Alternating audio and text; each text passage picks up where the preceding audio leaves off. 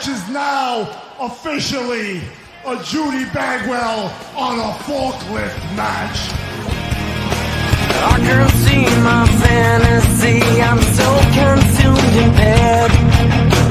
What I see takes over me, I'm blind beyond repair.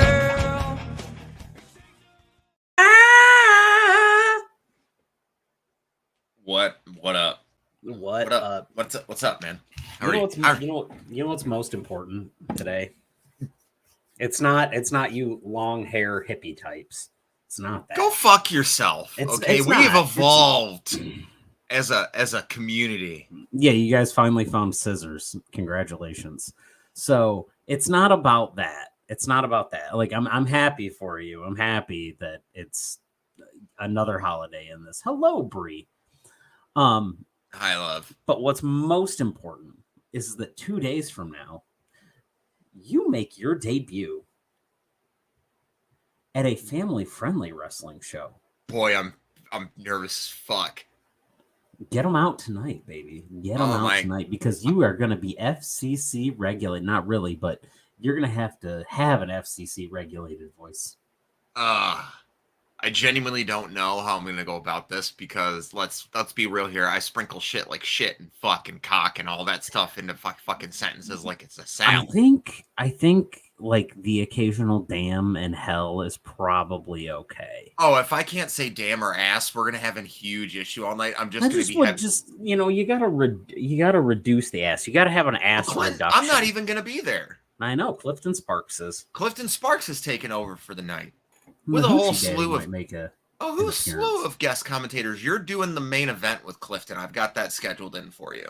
Okay, that's fantastic. Because I don't think anyone else should be calling Adam Wick versus Jason Hotch. Think Clifton Sparks and Ethan James.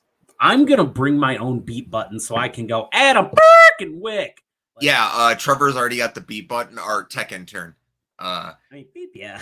Unfortunately for people, Dickface will not be there. However, he has told me he hates the name Dickface, so we have settled on a new name for him. He is now Anal Fissure. Okay. That was him, not me. Hemorrhoid. Oh, that's a good one. We have Hemorrhoid on the cam tonight. But anyway, speaking of people who were with us. Oh, fuck. Banners. That's it. My name's Clinton Davis. You can find me at PK Batman. Also, I'm Cloud9 right now. To my right. I'm Ethan James. You can find me at Jensen Collins 3 on Twitter, which is going to change soon. I promise that is going to change soon. We are on a Forklift Pod on Twitter. We are on a Forklift Wrestling Podcast on YouTube and Spotify. We are on a Forklift Wrestling Pod on Twitch. And Thursday nights at 9 p.m. on UPN right after Whose Line Is It Anyway? Whose line is it? Right before Kings of Queens. Kings of Queens. Queens of Kings. It's Kings of Queens of Queens. Get a little racy up in here. So I do want to say this, and this is, you know what? We're going to wait until we've got a couple of more viewers in here. Oh, hey, what up, Thorny? People are leaving comments? Oh, shit. Yeah, we are. What up? We don't usually pimp this, right? So we're not big. We don't usually pimp subs. However, in honor of certain things, I'm gonna challenge our viewers. What are we at? On Twitch 175, on YouTube 170. No, sub-wise, not follower-wise on Twitch. Oh, Twitch 175. Okay, no subs, buddy, subs, not followers. 8. We're at 8. Okay, cool. If for some reason we get to like 15 tonight, right? I'll shotgun a tall boy. I've got a half grammer here that's testing at 34.5%. You're absolutely speaking Greek to me on that one. It's infused with diamond wax. That is so. Fun. This is going to take me, in the words of Cameron Grimes, to the moon. More importantly, so there is a little bit of a competition race. So we started this whole thing out mostly on Twitch. YouTube was kind of a subsidiary of that. Just to watch the replays. We wanted a place for you guys to watch it if you couldn't watch it live. Right. But we've realized that YouTube's better for just streaming events. It works out better. It takes less bandwidth. It's more family friendly to us because the live stays up there, unlike Twitch does, and it doesn't take up as much space. Basically, we never thought we would get to this point to where these two are almost neck and neck. Because for a long time we had like 68 fucking subscribers on YouTube. Anyway, long story short, we're aiming for 200 by the end of this show. So at the end of Saturday's show is what I'm going for. Yes, by the end of the next show that we're broadcasting. Now, the nice thing is, this is all family-friendly wrestling. I mean, Adam's going to throw a middle finger up in there at some point because that's just... Well, I'm so excited. I'm jazzed as all fuck. But this is going to be an absolutely fantastic show. However, we're going to talk about that in a little bit. More importantly, let's go through this week's wrestling. We're going to talk about how the Bruins are a strong team this year. Hell yes, Tommy. I completely agree. They're taking the fucking cup this year against Seattle in the finals. They got absolutely dog walked last night. So they get dog walked sometimes, man. That just happens. It's nothing you can control. But yes, our link is right here for YouTube or youtube.com/on-a-forklift, whatever the @ is. Get us to 200. We're going to plan something out. I have two major announcements tonight that we'll get to later. I would like it if we had Russ here for one of the announcements. He said he will be on his way. Okay. When Russ gets here, we'll go over announcement number 1. Announcement number 2, I've saved for 420. I found out that there was a show we were going to have a show on 420, and I said that is when I'm going to make the big announcement of something I've been in the works on since when was that Fatal 4-Way? I don't know. Reed, no, you're more than welcome. I mean, you can watch it wherever you want. We're just saying if you want to watch the shows that we broadcast live, like the live wrestling events that we broadcast, those are YouTube exclusive only. And we know we have some Twitch watchers that aren't on the YouTube channel. We kind of looked at the analytics and saw that. So we just wanted to let everybody know that to catch those, that's where they need to see them. Come to Twitch every Thursday night for the live streams. That way you guys can play along with channel points. We mainly do Twitch for our podcast episodes. The replays go up on YouTube the next day, but also on YouTube, we upload pack openings. We have live wrestling shows that we do. There's going to be gaming content coming. We're all working on something with 2K23. I'll say right now, we already have 3 wrestlers from the indie circuit on 2K23. And yeah, so continue to watch on Twitch live for the podcast episodes, but YouTube, we're trying to get everything on there as well. Our pack openings, our video game shit, everything else that we do is going to be over there. A couple we're like the Buff Bagwell interview, for instance, that went exclusively up on YouTube.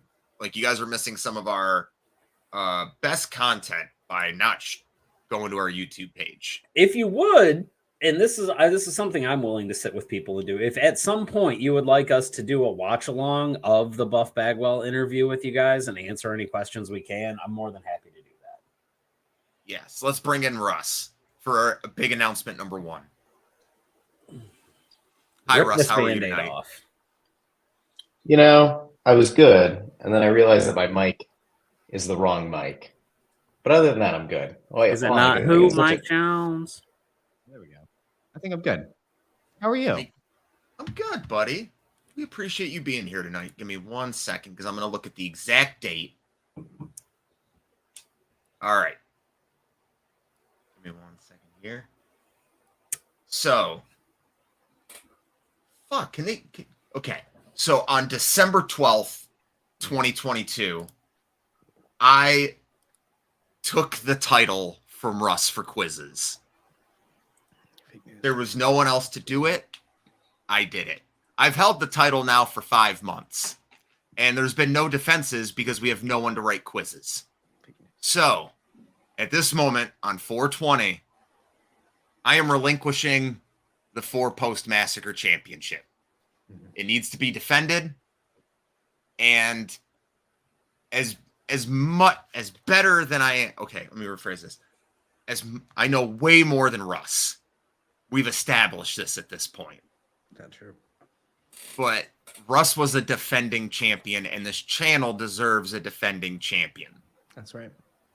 So, major announcement number 1.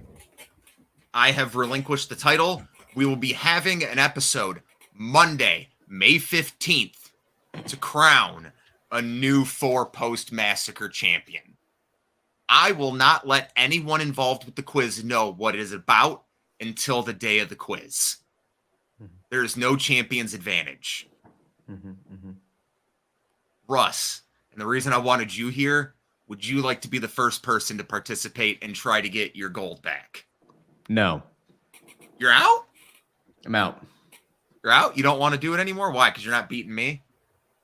No, I think that when you're a champion, which I very clearly am and was, and I was in fairness, I was wrongfully deposed as champion through some shenanigans and through some absentee balloting. I think it's fair to say that, I have been the uncrowned champion for the past 5 months. Do you feel that the And- championship was stolen? I never said it was stolen. I said my title, fantastic, great title, one of the best. I've been uncrowned, and here's the other thing. Clint, what you've learned here is it's one thing to try to chase down the champion. It's one thing to aspire for greatness. All right, like a lot of baby faces do. But once you finally catch that car, once you finally reach out and grab that Twinkie, it's what do you do with it then? Hangman Page was really good in the pursuit of the AEW world title. But once he had it, he didn't do shit with it. And unfortunately for On a Forklift, I haven't done shit with it. You stole the title and you haven't done shit with it. And so it's the only right thing to do. Will I throw my hat back in? I think I've talked myself into this. I think I might compete. Okay. For the title. The title that, by the way, I shouldn't have to compete for because it was stolen. I beat you. So Feel this is a Kevin Owens situation. You feel like you need to be handed it back. We can absolutely do a watch along quiz so that everyone can see how this was stolen. And I took it. I haven't raised a big fuss. I haven't brought official legal action, but I probably should have by now. You did what every former champion does.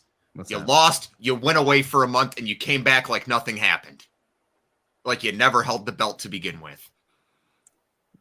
I also brought back a horseman with me to help me win that title back, but that's neither here nor there. I've talked to a few of the local wrestlers around here. I want to get it to where it's more than just, the rotating door, the same 5 people that we have. That's another announcement of why I'm relinquishing it. I'm going to host. There's going to be some indie wrestlers from Michigan that are going to be joining us for some of these quiz shows. I think it's going to be a lot of fun, and I'm looking forward to getting back to hosting this shit so that way we can have one every 3 months. You should absolutely have a bunch of indie guys on and do a Michigan indie history show.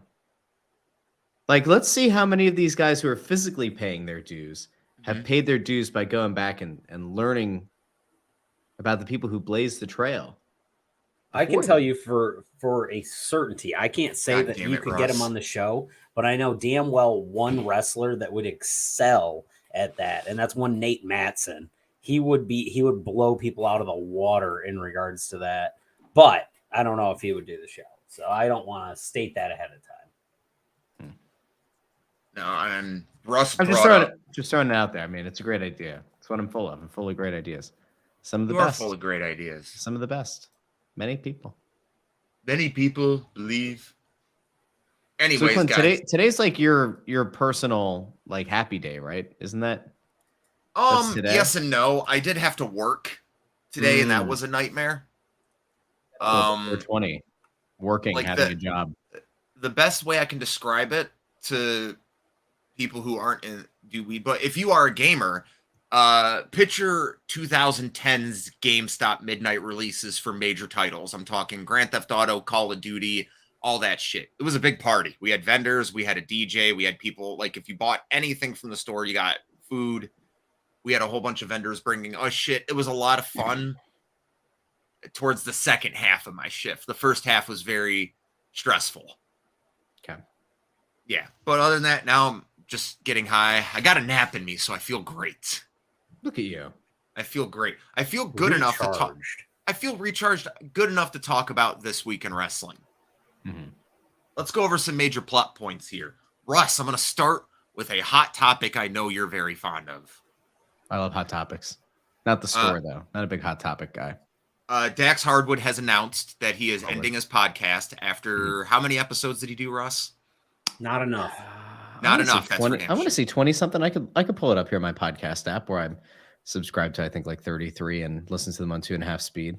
Hold on. Yeah, he has announced he's ending his podcast. He said in his terms he feels at this point it's doing more harm than good. That's because people are a bunch of bitches and don't want to Yep. listen to what somebody actually has to say and is actually trying to be constructive in the business. Instead, they would just rather listen to people spew dirt sheet bullshit. Mm-hmm. It's true. Yeah. I liked his podcast. I thought, like, the few episodes I listened to, I was really engaged with Dax. It's really nice listening to him talk about the industry. And I think that if Punk is returning, I think the right move is to pair him up with FTR. Because the more and more the days go on, it looks like we're getting Punk back. It looks like his first program is going to be Jericho. According to dirt sheets, like the dirt sheets have been more aligned in the past couple weeks about CM Punk and what's going on. I mean, the thing is, I find it upsetting, right? I find it upsetting on a few levels. And this is where I keep getting cold feet about starting my show, because I don't know how you cater. It's easy. So like in sports, right? It's really easy when you're doing a show to figure out like what your audience is, because you can play one of a few different, like, play the hits. You can play the traditional eye test analyst. You can play the analytics analyst who like is looking for, rationale behind things in the numbers. And you can like take the third lane, which is to try to like synthesize both of those together. Or you can be And- WFAN and just do none of those. Sure. Topical. But when you're looking at wrestling, it's so much harder because you've got kayfabe, which is like a whole other level to this. And you Kayfabe's have dead. but like you have people like Dax who try to keep parts of it alive. And you have people like Bully Ray and Tommy Dreamer on Busted Open who like try to keep part of it alive. And I don't know what the right line is. I think that there were times that Dax pulled the curtain back too far. And I think there were times that he tried to work the fans and then said after the fact that he wasn't trying to work them, but like I think he did. And I really enjoyed his show. And I think that the problem that you run into is that there is a certain sect of fans who are just horrible human beings and who are just repugnant human beings and just like should not have any way to reach out to these people or affect someone else's mental health. And like when you have people who said some of the stuff that he talked about on his last episode, anxiety, which was like, I mean, he talked about some really personal things about his family and like kind of exposed his heart. Like there's a lot there. If you walk away from listening to that last episode and you're like, this guy was bad for the business, like you've missed the point. And the problem that I ran into is like, there are these people who I think hate him on the grounds that like they're elite fans, I guess. And they just are of the opinion that like, I have to like dig my heels in. And so anybody who is perceived as being anti the elite must be taken out at all costs. And I think at the same time, like both Dax and Cash have gotten linked to Jim Cornette because Cornette likes them. But like both of those guys have said that they don't agree with everything the guy says. And like people have such a hard time separating there being like praise or being the acknowledgement of getting praise from somebody and like somehow equating that to like fully embracing and endorsing the full beliefs and things that somebody's always said. And I think that's where the real problem is. I just think there's a lot of people who like, they said like Cornette likes these guys. These guys have said like one or two nice things about Cornette. And so like that makes them racist, sexist, transphobic, homophobic, like the works. And it's like, I don't know. I mean, if you're that much of a simplest, if you're like that reductive of a human being, then like, you know, good on you for never having like done anything wrong in your life, I guess. You know, it's just incredibly judgmental and nonsense. So Thank you, it's a LT. shame.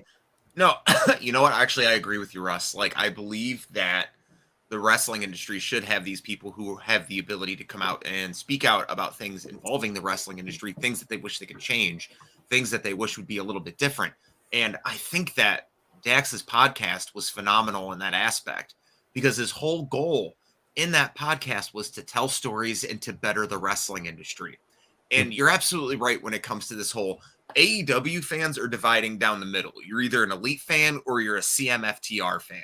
It doesn't feel like you could be both, like how all of us are. I think I'm an FTR fan only at this point. I have very hard time being a fan of any of the other four gentlemen involved in this. I'm a little more so on the Kenny Omega train just because I think he's been a little more open, but he's getting sullied as well by what seems to be hesitation on the Bucks end to work with Punk. It's just, look, man, there's an opportunity for a great storyline to happen here in regards to that stuff. In regards to Dax's podcast, yeah, don't attack people's families. Like, don't attack people's family. Just don't do it. Leave families out of I'm a this. father. Russ is a father. Clinton might be a father. I have the most, listen, let's be real here. Your niece is my fucking niece is the most important thing in the world to me. Literally the reason I don't fucking do drugs outside of smoke weed, the reason I fucking took a different job so I could spend more time with her. Officer, get him. Yeah, I'm Weed, just saying. meth, Your heroin, daughter is PCP, is the K2, closest thing to a fucking ketamine. daughter I'm ever gonna have.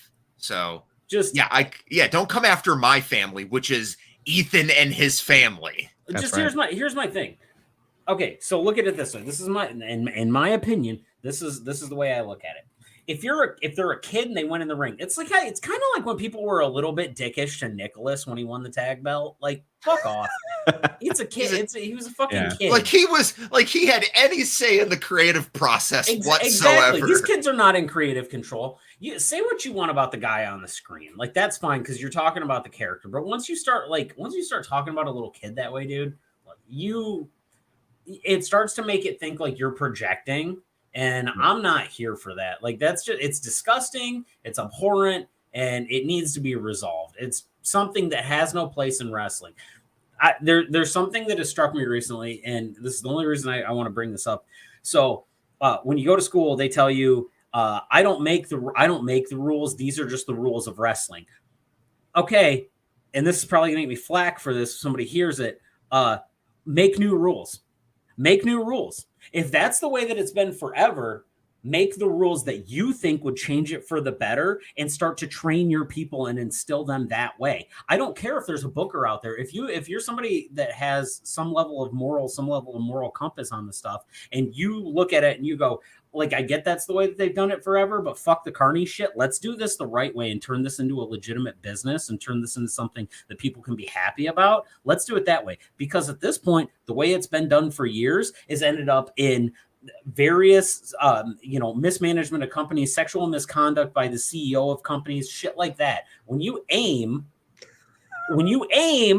to be the biggest company in the world, you can't, like, everybody else is going to be trained to get to your level, to get to that company. That's where these wrestlers are being trained, and it's creating shit like this, and it's allowing people to talk shit like this about a fucking child. Stop it. To go on what you say about change the rules and change everything, one of my things I've always said is if the environment you're working in, and it goes back to Punk because he's the reason I say this, if you don't like the environment you're in or you think it could be better, change the culture. Like, be the change in that culture. Like, if something's not, or if you think things are bad or like there's like a negativity there, change the culture. You don't fucking need it. Like, take it from me, a guy who cuts people out of his life with like Reckless no abandon. problem anymore. Just because I like my happiness. You know, the thing that kills me, this is like the thing that I think drives me the absolute craziest about like the Little Michael Bro. Jordan, little Yeah. little MJ meme. Fuck that, it's the Bailey meme. The thing that makes me angry is like all of this could have been fixed by now. Should have been fixed by now. 100% should have been. I mean, the person to blame is Tony Khan. Yeah. I mean, we can all like we can sit here and we can play the blame game. We can question, was Kenny really, willing to do business with Punk, and was he really trying to be somebody who's gonna like calm the waters? Is it on the Bucks? Is it on Punk? Is it on? It doesn't fucking matter. This doesn't happen with Vince McMahon. I dare say this probably doesn't happen with Eric Bischoff. I don't think it probably happens with Scott D'Amore. Vince Russo probably lights himself on fire before he is affiliated with. It just doesn't happen. It shouldn't happen. And like the fact that it's been, this is the thing that I come back to. Okay, this whole thing could be a work. The whole thing could have been a work. Everything that's going on right now up until Punk comes out, like the whole thing could be a work. And like maybe somewhere down the line we learn 10 years from now that it was all a work, and then we go, oh, all right, great job, guys. But you've done potentially irreparable harm to the brand. You've allowed for these stories to continue and these questions about, will these guys work with each other? Are the Bucks really holding out on doing business with Punk? Like all that. None of it's good for your business. None of it's good for your company. It doesn't add to the intrigue. It makes them look like petulant children. And the big thing is at this point, you have to kind of like just sit back and ask yourself, like, is Tony Khan going to have to pick a side? Like if we're to believe that this really is a thing and it still has heat, and he had to pick a side, is he going to? And doing a soft roster split with a Saturday night show is the dumbest fucking thing they could do. They're doing a brand split just to get CM Punk back. I can't even fathom how stupid that is. They can't even program 3 hours of competent TV a week. And now I'm supposed to believe they can do 5. When And that Punk doesn't left, include Dark and Dark Elevation, which don't matter and should not be nationally telecast, even on YouTube. They're not good shows. They don't belong. They don't make any sense. They just should cease to exist. ROH, what the fuck are we gonna do with ROH? So you're on a point with ROH. is what 2 hours, right? 2 hours a week on a Thursday, or is it Yeah. 1? It's 2 hours.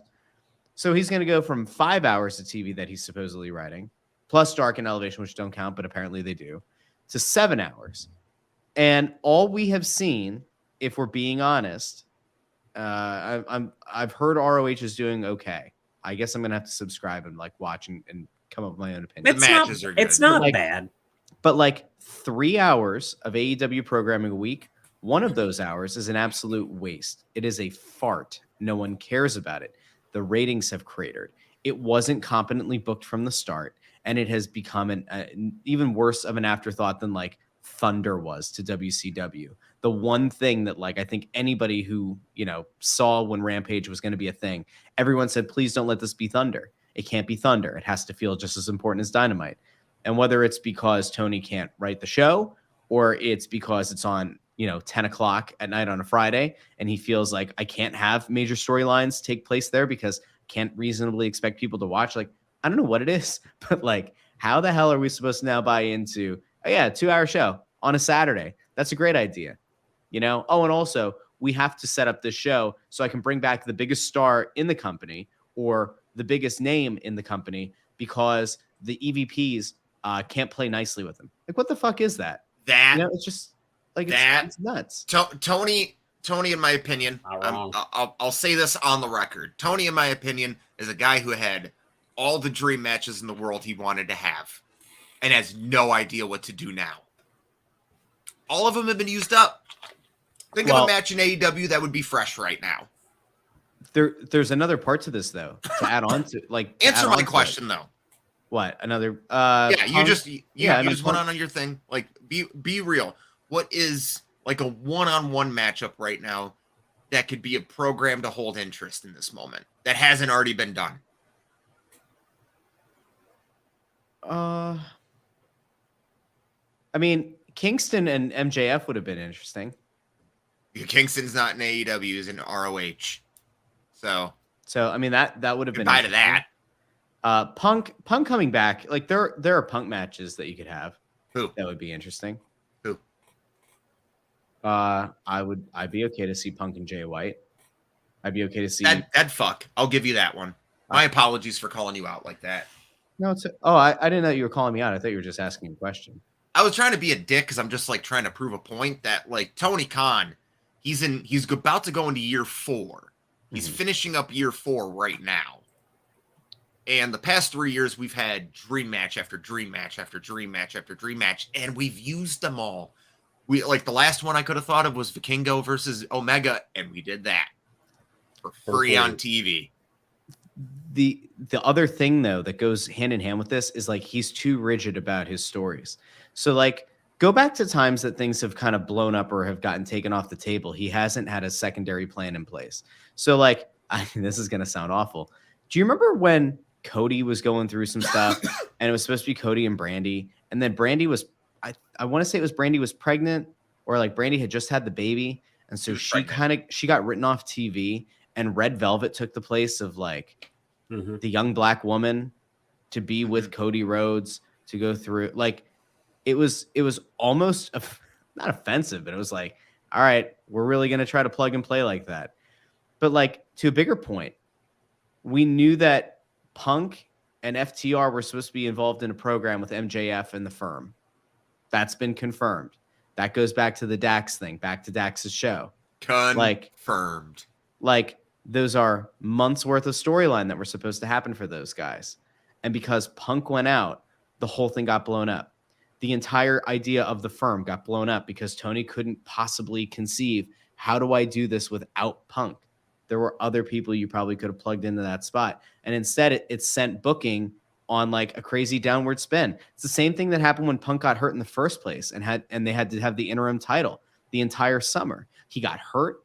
They had no plan in place. Like I don't know. It's so frustrating. Kevin Nash has always said that wrestling is at its best when you're 6 months in advance with a 6-month backup plan. He's like, that's when WCW was at its strongest. He was like, the second we were making weekly changes, the product started to suffer. The product is always better when you have a 6-month plan laid out. Like let's say WWE's case, you have Mania to SummerSlam laid out, and then you have that backup plan that you can be like, let's say the main event's going to be Roman and Brock again. Oh, Brock gets injured. We need another massive heel. Okay, we can do a not a title for title, but we can do a Gunther versus Roman match that would still hit as hard, and then we can just have a match between two mid-carders to number one contender for the IC title. Like, it's better when you have all that shit in place instead of just going like, what am I doing week to week? The fact that we don't know what we're getting on Dynamite outside of 2 matches until the Wednesday. Like, remember when Dynamite, they were announcing the full Dynamite card for the following week? Yeah, well, there's that, and then that's gotten called out. And like, this is where I come back to like, Busted Open is a good show and a flawed show, right? Like, just like every show in existence. But like, this has come up before, and Tony Khan has had to go on their show, and he's done the whole thing about like calling out Bischoff because Bischoff would hotshot matches on Nitro, where like 2 guys that had no story would just like have a match, and like he kind of used that as a crutch. But like, it's true. And like the idea that like, and this week on Rampage, we'll learn even more about just about next week's Dynamite. Like, no, we don't fucking need that. Like, just give us like half the card. Let us know what half of the card is in advance. Like, put together a few coherent storylines that can exist together. It's infuriating because I think all 3 of us had given carte blanche. You know, when the company started up, we said like, it's going to be a young company. They're going to be growing pains. You have to just kind of like accept some things are going to have issues. You're in your 4th year. It's still young in the company's cycle, but you chose immediately to go to war, right? Like, you chose immediately to try to position yourself as the alternative.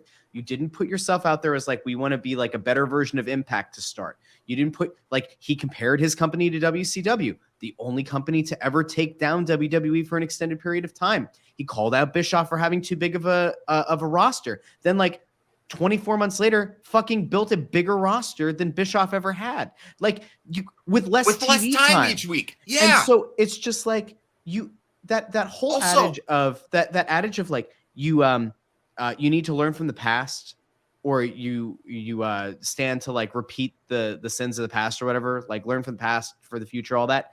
Like he did it. He was cognizant of it. He publicly, shit on what Bischoff's company went through, and then went and made the same mistakes. Listen, WCW had more TV time. They also had a 12 pay-per-view a year calendar cycle compared to AEW's 5, which one of them is a collision show between them and New Japan. Your roster is fucking bloated. You essentially, they get fucking shit for this all the time, but they did essentially sign all the good WWE people and then don't use them. Where the fuck is Miro? Dead. Yeah. This, and listen, you and I have disagreements from time to time about like some of these guys, and like I think Orange Cassidy looks like a wrestler. I get it. I get the gimmick more now. I think it makes more sense now. But like respectfully, there's no reason that you should have a guy like Miro sitting at home and Cassidy just constantly defending that belt when Miro went on an incredible run as TNT champion and looked like you had like redeemed the Redeemer. Like that looked like an actual thing.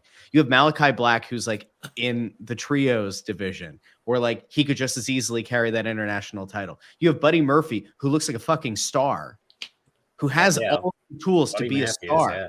And did I say Murphy? Yeah, that's okay. We know what you mean. But like you have Buddy there, and like I can't, like, man, I don't want to be negative today.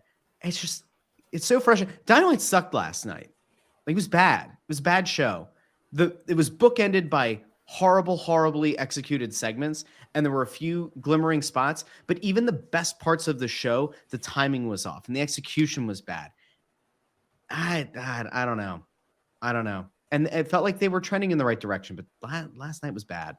Can I be honest with you? Mm-hmm. I haven't watched Dynamite live in a month. I have not. I haven't cared. I haven't cared to ever since the last pay-per-view, which was spectacular. I'll give credit where credit is due. And the following week, they followed up on nothing. Not a fucking thing on that pay-per-view did they follow up with, outside of an MJF interview, a Bryan interview, and a fucking FTR interview. That was it. Nothing else was talked about. And then Wardlow dropped the TNT title 4 days after winning it. Yeah. Which, go back to the fucking show we did after that. I fucking called it. I said Wardlow was going to come back in a month after all this shit blew over and he was going to win the title back. I fucking said it. You did. And it's why I never bought into the Hobbs title reign. Which sucks because Hobbs deserved much better than QT Marshall. Yeah. The storytelling of the Book of Hobbs was like good. You know what, Reed? I'm with you, man.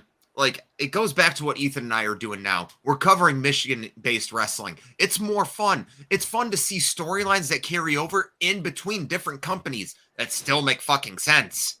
And they play. You guys know what I do on Mondays instead of watch Raw? I go to wrestling school. Yeah, I go train because I'm not wholly entertained. And the nice thing is now I don't have to be like, oh, it's 9:00. I gotta hit record on the VCR 8:00 now. I gotta hit record on the VCR so I can watch it tomorrow. I gotta make sure, did this happen to this? No, I don't have to worry about that because I can catch all the quick hits on YouTube or Twitter. It's up on Twitter 30 seconds after it airs live. Name whatever thing there is. But there's this dead zone because I know Backlash is coming. I know Backlash is in Puerto Rico. I know Bad Bunny is going to be involved in the main event. And I know Damian Priest is going to be part of it. I already know what the one of the matches announced is. It's not for the belts. It's so, it's Sami Zayn and Kevin Owens and whoever it is against Solo and the Usos. Like Ethan. Honestly, What would you rather do on a Friday night? Would you rather sit at home and watch SmackDown and Rampage back to back, or would you rather be at fucking Horror Slam doing what we do? I mean, 4 or 5 months ago, I would have said watching SmackDown. Talking Smack era, I would have said watching SmackDown. But it's hard for me to. Well, first off, it's hard for me to put even more time into that stuff right now when it's like this is my dead zone time. At Money in the Bank, the run up, I'll watch the first like 3 weeks up to Money in the Bank. I'll watch that. And then I'll watch the Money in the Bank pay-per-view because I mean that's massive. It's the most exciting pay-per-view of the year next to Rumble. That's huge. And then I'll probably watch the week after, and then I'm probably going to go dead until right before SummerSlam. Now, the difference on SummerSlam this year is I didn't buy tickets to SummerSlam yet. They're on sale, but they're fucking expensive. I know of at least 6 shows running that weekend, and one of them I'm pretty sure is going to show SummerSlam like on the big screen at the venue after the main show goes off air. So I might just hang out with a bunch of dudes and watch SummerSlam at that place after that show happens. Bro, the next Horse Slam show we're doing is GCW as well, and we're gonna be just fucking it's hanging out. It's not a bad place to be. That's not really a bad place. No, it's not. But like we're getting to hang out with people now, and like even like I love that AVZ is my boyfriend. That's public knowledge now. I love hanging out with Jeremiah all the time. I would much rather be at these local events. They're so much more fun. Isn't it wild how the airs kind of come out of the bubble? I feel like this is all WWE's fault, by the way, because if you think about it, there was so much excitement going into Mania. Yeah, and I stand resolute in my belief that like the way that things should have ended for the Bloodline would have been much better in the fallout from WrestleMania than where we're at now. The Usos having gold and Roman not would have been a much more compelling story. They sucked the air out, and like, you know, you come back to like 10 months from now at the next Mania, if Cody takes on Roman and he wins, it's a great moment. And maybe at that point we go, wow, this was great stuff, you know, great storytelling. This is cinema. If you remember when Sammy was fighting for the title, the conversation that week from a lot of talking heads was, we have to put the belt on Sammy because it's going to be a crazy, crazy feeling. It's going to be a hot crowd. You have the chance to make a memorable moment forever, right? And then it didn't happen, and there are people who shit on it, and they're like, how are you going to pivot this to Cody? And then you did. And you got to WrestleMania, and then the Cody moment felt like the moment. It felt like the coronation. You had 80,000 people who were excited to see him win. And then he didn't, and the air came out again. And you just go, all right, like it is hard with the social media generation. And as you kind of pointed out, like you've got the ability now without watching Raw, without watching SmackDown, without watching Dynamite or Rampage or whatever in the moment, it's on social media right away. So you have this fan base who are used to, you know, popcorn, right? It's got to be fired up right away. And now you're expecting them to stick with a storyline for 10 months. Like they're going to walk away. Like you've already seen WWE's, you know, viewership numbers have dropped pretty significantly. Dude, look at it's the TikTok backlash effect. doesn't backlash doesn't matter. Like Survivor Series will probably do, or like, you know, SummerSlam will do something, but like realistically, you missed out on a moment. You're going to eventually have to try to get those people back. AEW has a legitimate chance to get a lot of momentum going their way this summer. And you've got All In, and you have potentially All Out, and you have Forbidden Door. But like the shit has to get better. The week to week stuff has to get better between now and, you know, Forbidden Door and these other shows. Otherwise, it doesn't matter. You can't just keep pointing to these, you know, big events and just saying like dream match, dream match, dream match. It doesn't matter if there's no story. Then it's just fucking matches. I got to cut you off because I just remembered something, and I think I just spoiled Backlash. The Usos are winning the titles at Backlash. How? Why? It's a triple threat. It's a triple, or is it a 6-man now? It's a 6-man, yeah. Oh, okay. Yeah, it's not the titles. How is Sammy going to Saudi Arabia? How is Kevin going to Saudi Arabia? They're not going to. They're not going to defend those. What's going to happen is they're going to tease that match, and then it's just going to get DQ'd on like the runway or something. Have them attack them getting on the plane. It's gonna be something stupid. I know what you're talking about though, but like it's just dumb. And here you go. Like there you go. Once again, like would have made more sense to have.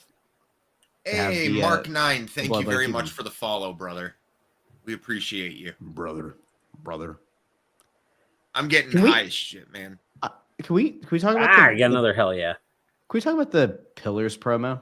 Mm-hmm. You guys go ahead and talk about that because I didn't watch it. I'm gonna go rock a piss.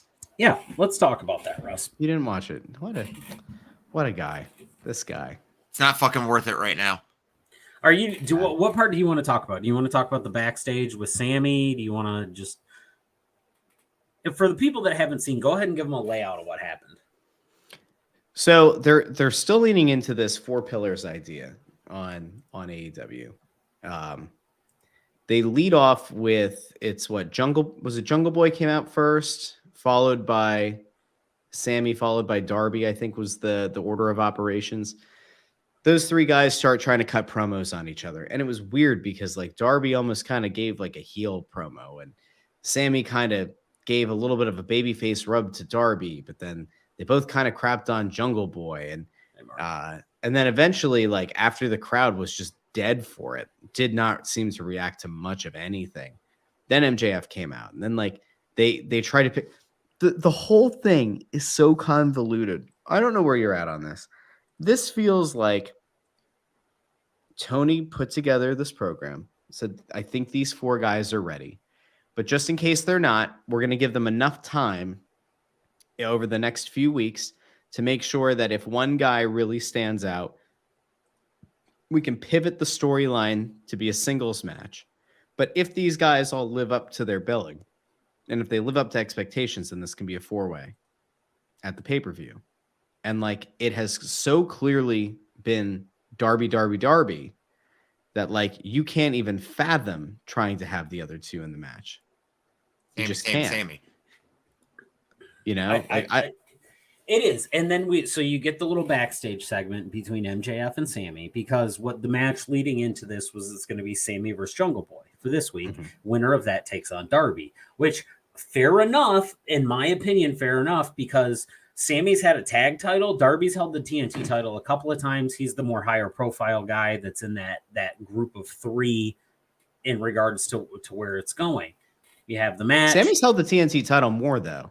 Has he? Right. He had 3 reigns. Darby's had it twice. Forgettable.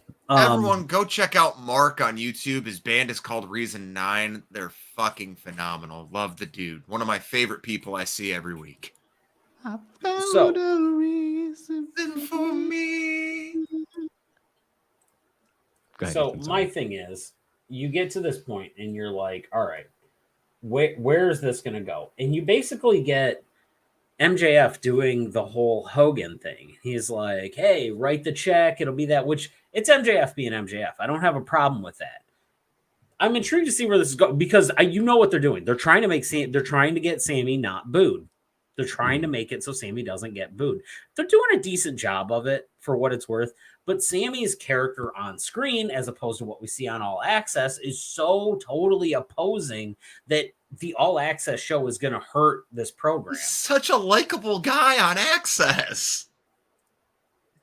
He's such a likable dude. Yeah, I hate it. He goes from what? He worked for Subway, right? So like he's an everyman's guy. It's just, and now I don't know. Let me put it this way. All Access has just done more to hurt the product. And you know what? I'm enjoying watching that more than Dynamite. I don't watch Dynamite live, but last night I was just like, fuck it, I'll turn it on. And I fucking lay there and enjoyed the shit out of it. No. That would be Jimmy John's. I'll die on that hill. Oh, Jimmy John's is bad. Jimmy John's is really Jersey bad. Mike's is my go-to. That was a nice swerve, but I mean, fuck, they're gonna get a tag match at some point. So Darby and Jungle Boy. I was gonna say, and Reed knows Sammy personally. That's cool. I know Jeremiah Goldmain. Sammy, I think is good. I think the problem is Sammy feels forced in these promos. So I don't think that the promos right now are behooving Sammy and his character. Darby has stood out so well over the last few weeks. So well. He has rise to the moment, rise to the occasion. Darby, I never felt like was a good promo. he would do the black and white videos. They were okay, or like they were interesting, they were artsy, but he was always bad on the mic. He has found a confidence. He feels like he belongs. There is a much better story to tell, short term and long term, with Max and Darby. Sammy is on the fringe. I don't know how he can reasonably break himself into feeling like more of a contender for that belt. The one who certainly does not fucking belong anywhere near this program is Jungle Boy. Like that is not working. Jungle Boy either needs to go live on dark elevation for a while, or he needs to go to ROH, where like there are people who are watching, but he's not on nationally televised programming. The promos are forced, they're clunky, and Darby kind of ripped him a new one by pointing out that he's part of the California clique. I mean, that was, you may as well just like give him the guy a pistol in the ring. He shot. We gave it to Arn. Yeah. We gave it to Arn. Arn's got the Glock. Arn's got the Glock. Somebody get the fucking gun away from him. He's inside. No, I don't know. Darby promos to me kept getting worse, but Jungle Boy and Sammy just look 90s weird. I don't know how Darby's got worse. I don't know what that means. I don't know. I preferred him when he didn't sleep because his head was on fire. Can't sleep because my head's on fire. I hate creeps and I hate life. Ooh.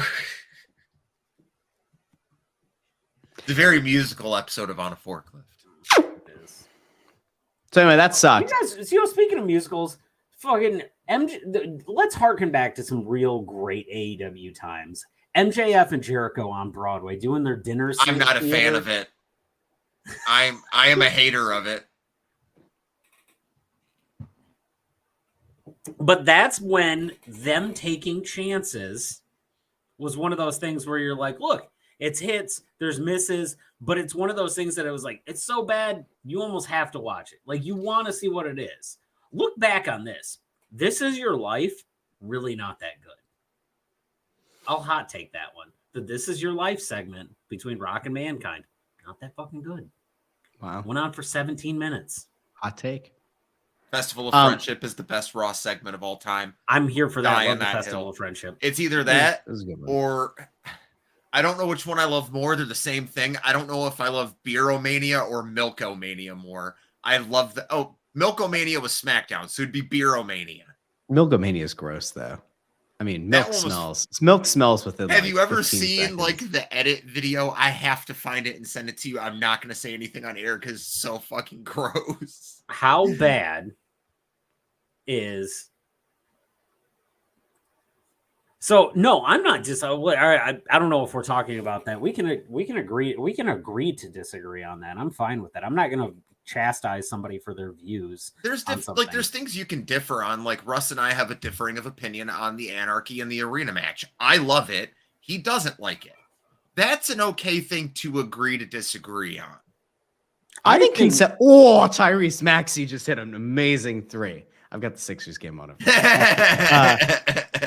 The Anarchy in the arena match was fine, but my problem was I thought that those guys in like split up into 2 or 3 actual matches would have been better. Okay, let me rephrase that. Mine and his differing opinion on Maki Ito. That's an okay thing to disagree on. She has different styles, and I have a different taste in wrestling that Russ might not have. I enjoy Joshi wrestling. I watch that shit sometimes, like for the big Stardom events. I'll wake up at 4 a.m. to catch it because I appreciate Yoshi on Mario Tennis. Yeah, really there we sorry. go. Like, So really, he's really- not a fan of it, but I appreciate it.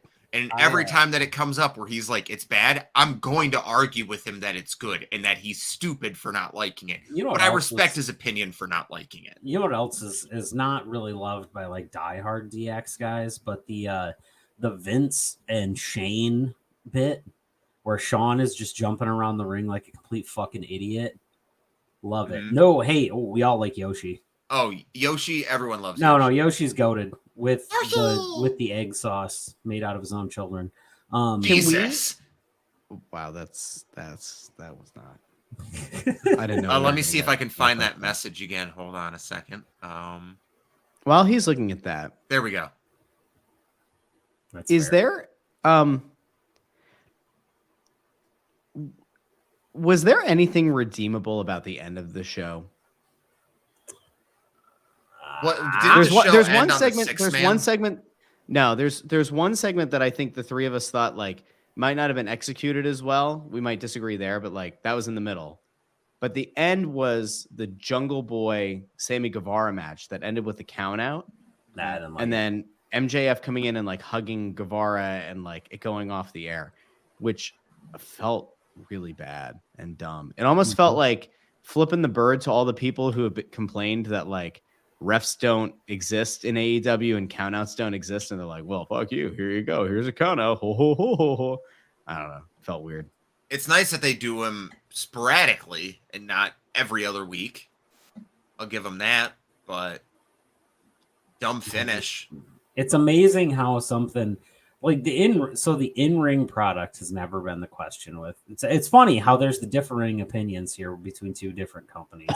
So the in-ring work has never been a question in AEW, short of some of the women's division stuff they were putting on early in the days with a lot of people who didn't belong on television. And I think that was just due to the roster size. Now, they don't really have that problem because you have Jamie Hayter, you have Britt Baker, you have Toni Storm, you have Ruby, who I know is not a fan of, or who everybody's not a fan of, but in-ring work, she's a safe worker. She's going to be fine. The stuff's not going to be there's not going to be a problem with it. You're not putting Red Velvet out there on a Wednesday and expecting her to carry a program with something. And it's not a knock on Red Velvet. She just wasn't ready for television. So the in-ring stuff is that way, but the storylines are always just like, where's this going to go? And WWE has the exact opposite. It's get the essentially the most predictable storyline or the predictable in-ring work because these guys are on the road all year round. But when they pull a storyline off, do they pull a storyline off? Like, that's all you hope for in any AEW pay-per-view is that they have one amazing payoff to a story. Mm-hmm. I'm here for this. Also, speaking of WWE guys that used to be there that aren't there anymore, shout out to Steve Macklin for winning the Impact World title recently. Yep. Against a really good match in Kushida that happened at Rebellion over the weekend. So shout out to him for somebody who everybody kind of saw as a cast off after that whole thing with the one weird fucking guy. I don't even want to mention his name. Regardless of that, good shit to Steve Macklin for coming out of that after his release. Fuck, man. We're doing really well tonight. There was one segment in the show that I really enjoyed, but they could have been a little bit better. Like, probably the best segment of the night from what I saw was the Jericho Adam Cole segment. which actually did a nice job of kind of weaving something that's been shown on All Access. If you pay attention. Mm-hmm. But I'll let you take the floor. Well, it's you have the beatdown of Adam Cole, which leads to Britt Baker trying to do the save, and then Britt Baker getting beaten down. And there's like there are two elements at play that have been kind of, I guess, had some light shed on them through All Access. The first is that Britt is getting beaten with a kendo stick across her back, where it's been pretty widely known she's been having back issues that have kept her out of the ring. That match in Pittsburgh, I think, was her first one in months on TV. She did have one that was a dark match at the house show with Anna Jay, I want to say like 3 weeks ago. So there's that. But while she's getting beaten with a kendo stick, she looks over at Adam Cole and starts yelling Austin, his actual name, which has been established on All Access, that she only refers to him on that show as Austin. So if you've been watching that show, then you go, oh shit, like that actually, I wonder if like she took a bad shot and that's her way of trying to express that like she got legit hurt. So that part was good. But the crowd, when this happened, along with like most of the other stuff that night, the crowd just did not react to this the way that the crowd I sucked. thought they would. Which is really weird because it was a Pittsburgh crowd. You were thinking you were going to get something hot. They're usually a good city for it. It's just like, I don't know. The fucking, I saw the Jungle Boy spot where he hit the Canadian Destroyer off the top rope diving, and there was no pop. Like, I fucking listened to Tony Schiavone go, oh my God. And I was like, that was one of the best calls I've heard in months, was him just under his breath just going, oh my God.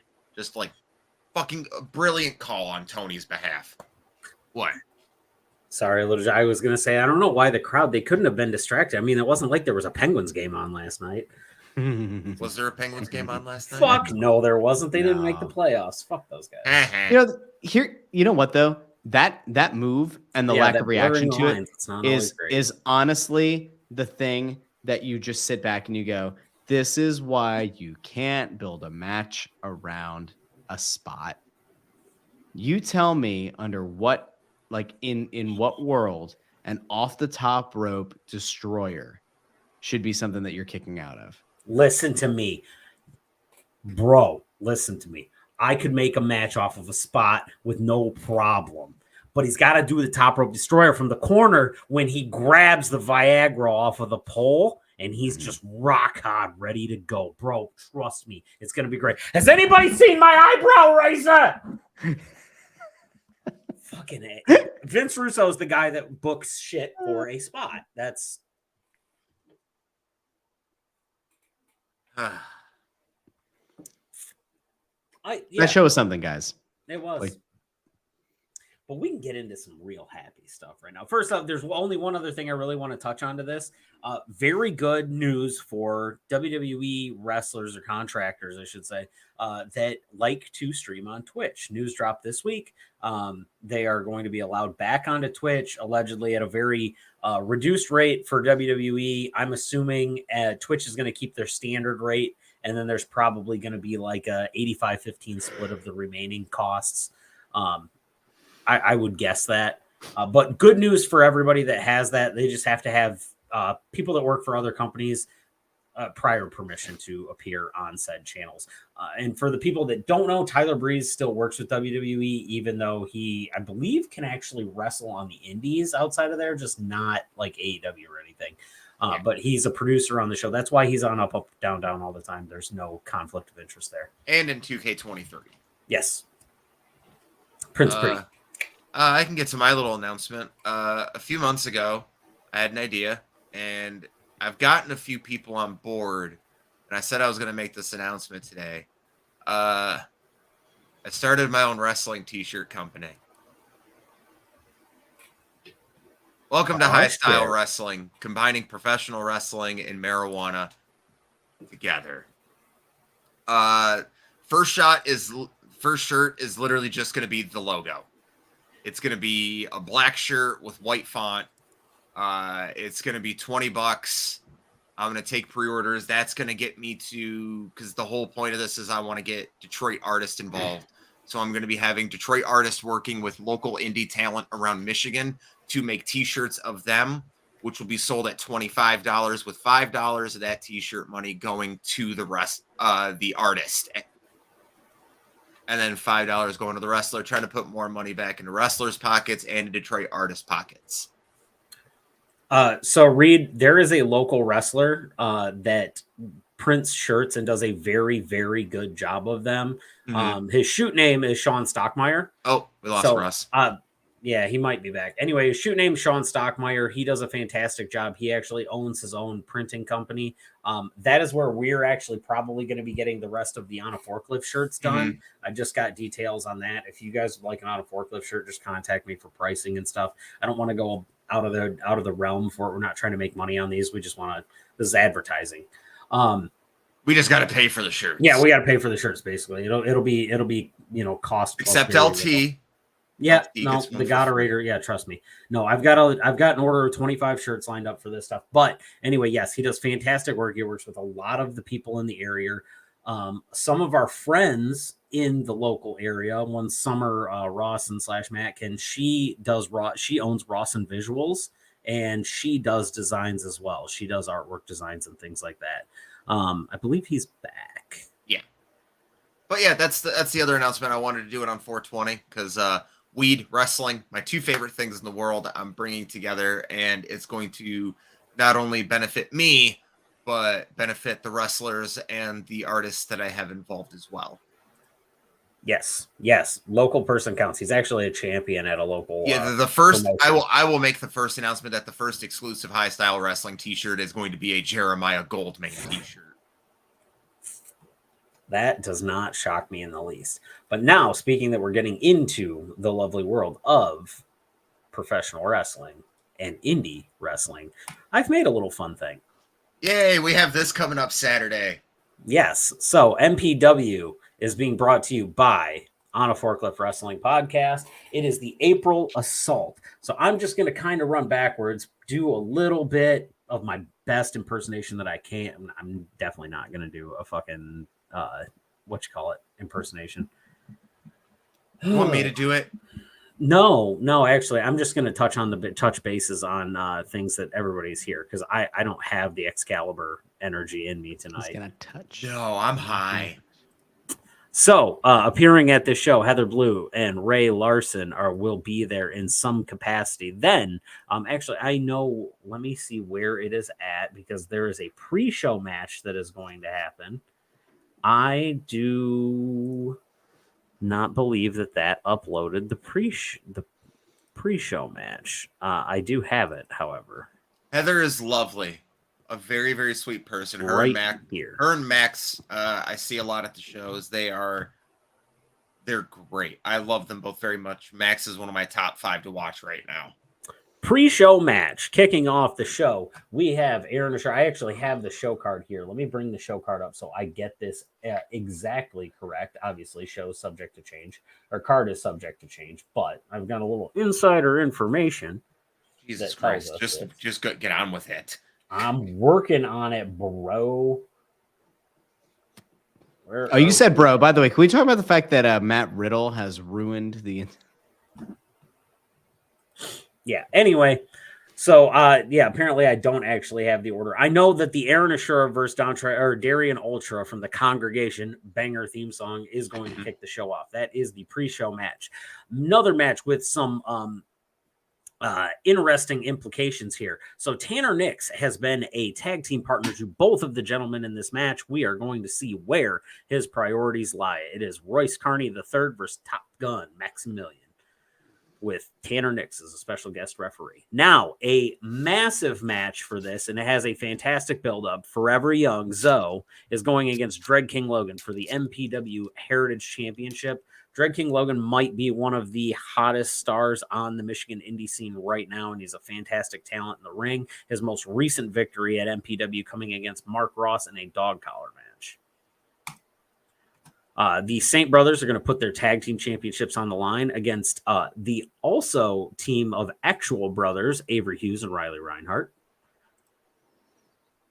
Then the Swamp is getting saucy as the saucy boy Josh Morris takes on Brutus Atwell. Brutus is basically Shrek in human form. And Josh is currently undefeated in the Indie Idol competition that I am no longer in because I lost. We have local legend Nate Matson taking on recently appearing at the Collective for WrestleMania weekend, Karam. A weapon of choice match happening here between Chuck Stein and TJ Miller. I can tell you this. That's the weapons that they're bringing. There was a whole thing about it, but I was pretty sure it was going to be a crowbar and a baseball bat covered in barbed wire. Then we're getting into the meat and potatoes of this. We have show favorite Alex Van Zant, AVZ, and Avery Hertz taking on DTA team of Tommy Vendetta and KJ Reynolds, who most recently, if you go back and watch the most recent Death of the Easter Bunny at Horror Slam, faced each other in a little bit of a virginity taking of a death match. KJ Reynolds was against Tommy Vendetta in that match. I don't think he'll be doing another one after I watch that. And then the big one, it's Adam fucking Wick versus Jason Hodge versus for the MPW Metropolitan Championship. Impact Wrestling's own top-notch Jason Hodge, and we will both be on the call. Well, I take that back. Not we will be on the call for this, but Clifton Sparks and Ethan James will be on the call for this match. I'm trying to think. I do have a note. Any more bored? Me? I am waxed out right now. I've had screaming. All right, matches let's 2 days in a re-rack row. this. Re-rack it with the initial matches. Let's bring some. I'll energy. do this. Hold I'll on, do we've this. got comments from this. Listen, I don't know where the promo. Look, I'm just pulling these from the site. I have no idea where that promo photo from Tommy is. I know Karam and Nate are local. You guys have to. Yes, you have they to give these people their All right. their due here. All right. All right, here, I'll do this again. In your pre-show match, we have Brother Ultra with the congregation with a fucking banger entrance theme taking on Aaron Ashura.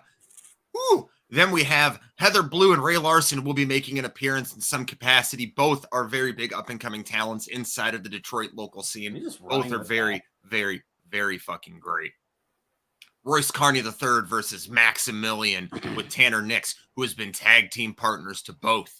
He will be the special guest referee.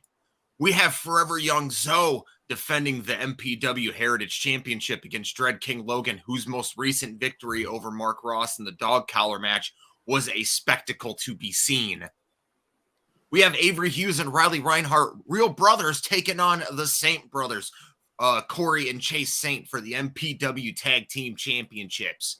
Josh Morris, who was in the finals of Indie Idol, undefeated in that, going up against Brutus. He's into the semifinals. The semifinals.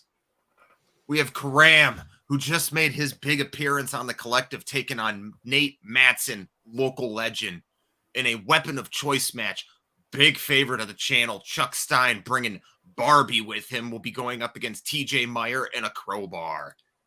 We have Tommy Vendetta and KJ Reynolds, who just recently faced off in a death match at Horror Slam, taking on channel favorite AVZ and Avery Hertz. And in your main event, we have Adam fucking Wick taking on Impact Star top-notch Jason Hotch for the MPW Metropolitan Championship.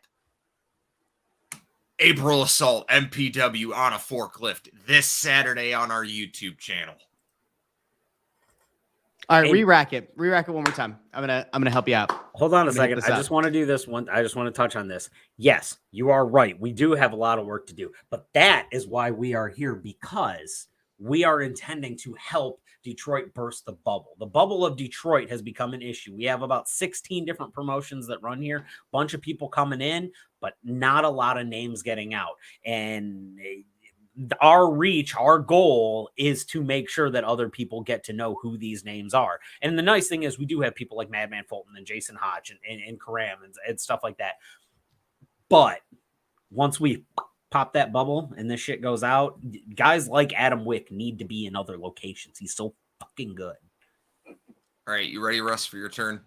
I'm ready. But let the record show that my opinions are not those of On a Forklift. Okay. It's just wrestling. This Saturday on a Forklift, MPW, April Assault. And a first match, you've got Brother Ultra taking on Aaron Ashura in a match that is going to determine who is going to lead the next. Then we've got Heather Blue, who is the cousin of Sky Blue, who just got signed to AEW, and she's going to be taking on Ray, not Brie Larson. No Captain Avenger here. Royce Carney III, definitely not, what was that guy's name who played for the Philadelphia 76ers? Rodney Carney III. No, taking on Tanner Nix, Ixnay on the Oopid Stay, and Top Gun. What the fuck? A battle of the Wish.com wrestlers as Velveteen Dream takes on Bray Wyatt. Is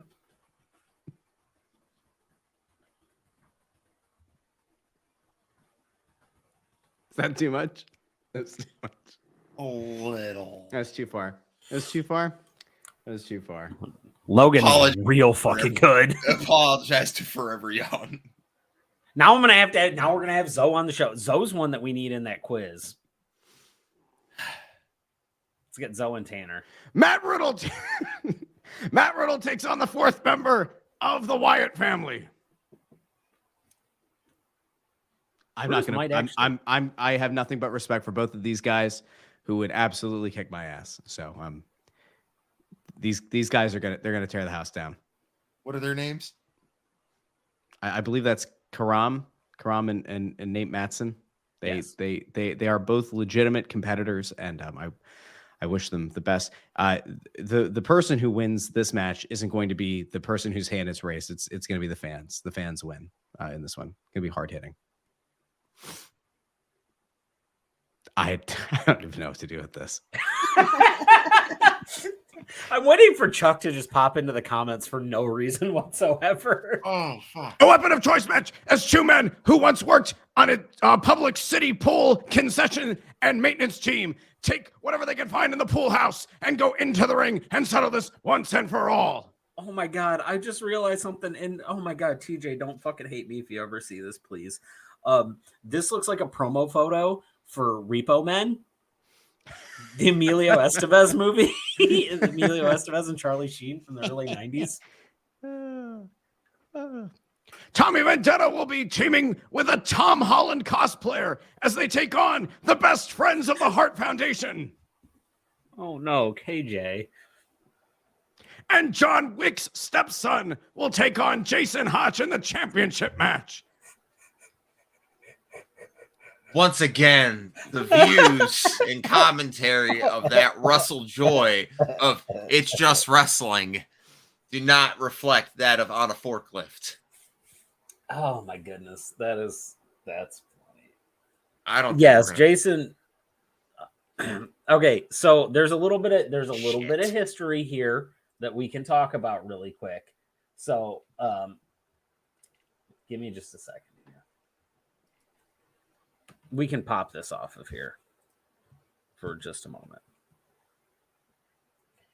I've got this info. Where is the info? So Karam and Nate is kind of a grudge match, right? So that's I believe